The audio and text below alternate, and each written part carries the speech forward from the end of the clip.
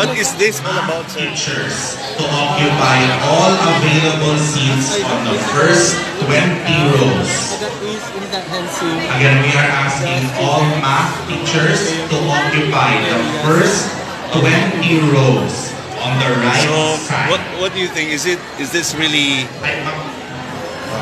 significant for reading from the memo? Actually, I please fill in all available seats. Being as a teacher and is already. There is still one seat. Let's say I am vacant here in front. Summer. We have two seats vacant in front. On this, the next year, the year after. So with your contribution, you will be teaching what, sir? Mathematics? English. Alright, so yeah.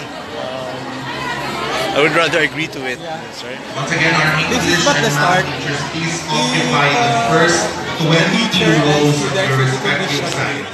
They'll be expecting more.